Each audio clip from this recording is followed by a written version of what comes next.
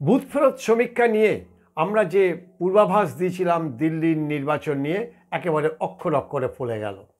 BJP ক্ষমতায় আসলো এবং সবথেকে বড় যে খবর, যেটা বাংলার খবর আগেই আমরা জানিয়েছিলাম, যে অরবিন্দ কেজরিওয়াল নয়া দিল্লি থেকে হারতে পারেন, তার পরাজয়ের সম্ভাবনা অনেক বেশি।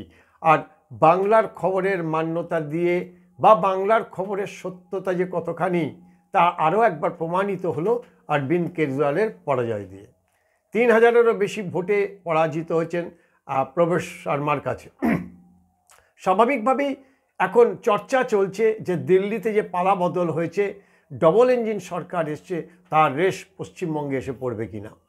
2015 এবং 2020-তে যে দলটি গোটা দিল্লির বুকে দাপিয়ে বেরিয়েছে, বিজেপিকে প্রায় শূন্যের পর্যায়ে নামিয়ে এসেছিল, সেই দলটি কার্যত এবারে ঝাড়ু যাদের চিহ্ন ছিল, যাদের প্রতীক ছিল, সেই ঝাড়ু মেরে সেই দলকেই দিল্লি থেকে বিদায় করে দিয়েছে বিজেপি। গেরুয়া ঝড় বললে ভুল হবে, গেরুয়া তুফান হয়েছে। নরেন্দ্র মোদী তা বার্তায় বারবার করে বলছেন যে দিল্লিবাসীর কাছে আমরা প্রতিশ্রুতিবদ্ধ, আমরা যা প্রতিশ্রুতি দিয়েছিলাম তা অক্ষর অক্ষরে পালন করা হবে। কিন্তু কেন এই পরাজয়, কেন এই বিপুল হার? একেবারে ভগবানের থেকে শয়তানের পর্যায়ে কেন নেমে আসলেন অরবিন্দ কেজরিওয়াল? আজকে তার গুরু আন্না হাজারে তিনি সেটা বলেছেন। দুর্নীতি, টাকার লোভ এবং রাজনৈতিক ক্ষমতা, যাকে কেন্দ্র করে অরবিন্দ কেজরিওয়ালের যে পরিমণ্ডল তৈরি হয়েছিল তার থেকে বেরিয়ে আসতে পারেনি। রাজধানীর স্পর্শকাতর জায়গা, দিল্লির মানুষ তারা শিক্ষিত, তারা জানে যে দুর্নীতি যদি একবার বাসা বেঁধে যায় তাহলে রাজ্যের এবং দেশের কতটা ক্ষতি। এই ভাবনা দিল্লিবাসীদের যে রায় তার মধ্যে দিয়ে ফুটে এসেছে। শুধু তাই নয়, যদি হিন্দু ভোটই বা আমরা বলি কেন, যদি আমরা তাকিয়ে দেখি যে মুসলিম ভোটও বিজেপির পক্ষে গেছে। একদিকে বাজেটে প্রচুর পরিমাণে ছাড় দেওয়া হয়েছে, নানা সুযোগ সুবিধা দেওয়া হয়েছে, অন্যদিকে সাধারণ মানুষ, গরিব মানুষের কাছে বিভিন্ন প্রকল্প, মহিলাদের কাছে বিভিন্ন প্রকল্পের কথা ঘোষণা করেছেন এবং মানুষ সেটা বিশ্বাস করেই বিজেপির উপরে ভরসা রেখে বিজেপিকে ভোট দিয়েছেন। এখন প্রশ্ন হচ্ছে যে পশ্চিমবঙ্গে কে রেশ পড়বে? মনে রাখতে হবে বিজেপি কিন্তু কোথাও কোনো পঞ্চায়েত নেই, পুরোটাই একেবারে শহর কেন্দ্রিক। কিন্তু পশ্চিমবঙ্গে প্রায় 70% গ্রাম্য ভোট, গ্রামীণ ভোট, এবং যেই গ্রামীণ ভোটে কিন্তু একটা বড় সংখ্যক মুসলিম ভোটাররা রয়েছেন। 30% মুসলিম ভোটাররা রয়েছেন যারা এখনো পর্যন্ত মমতা ব্যানার্জিকে বিশ্বাস করেন। এবং তার চাইতেও বড় ব্যাপার হচ্ছে, যেটা অনেকেই বলছেন, আমরা ইতিমধ্যে সেই চর্চা বহুবার করেছি কিন্তু আবারও করছি এই কারণে যে বিজেপি দ্বিতীয় পর্যায়ে না হলেও তৃতীয় পর্যায়ে এসে শেষ পর্যন্ত প্রায় 25 বছর, 2 যুগ পরে এসে ক্ষমতায় এসেছে, ডবল ইঞ্জিন সরকার করেছে এবং দুর্নীতিকে সামনে রেখেই মূলত এই পালাবদল। আমরা এই কথাটা এই জন্যই বলছি যে পশ্চিমবঙ্গের যে পরিমাণ দুর্নীতি হয়েছে, কিন্তু যখনই দেখা গেছে যে দুর্নীতি যত হয়েছে তার চাইতে বেশি আসন নিয়ে পশ্চিমবঙ্গে ক্ষমতায় এসছে তৃণমূল। এখন সব কিছুকে ছাপিয়ে সবথেকে বড় প্রশ্ন, দিল্লির কর্তারা কি চাইবেন পশ্চিমবঙ্গে পালাবদলের জন্য? অনেকেই এটাকে সন্দেহ প্রকাশ করছেন। আমরা অর্থাৎ বাংলার খবর আমরা এর আগেও বারবার করে বলেছি যে আরএসএসের প্রচ্ছন্ন মদত বা আরএসএসের ইচ্ছা রাজ্য সরকারকে এখান থেকে উৎখাত না করা, অর্থাৎ তৃণমূল কংগ্রেসকে যেন এখান থেকে সরানো না হয়। তৃণমূল কংগ্রেসের প্রতি যে কোনো কারণেই হোক আরএসএসের যে প্রধান মোহন ভাগবতের যে একটি ভালোবাসার জায়গা রয়েছে, স্নেহের জায়গা রয়েছে, কারণ তিনি মা দুর্গা বলে তিনি বলেছেন মমতা ব্যানার্জিকে, মা দুর্গার সঙ্গে তিনি তুলনা করেছেন।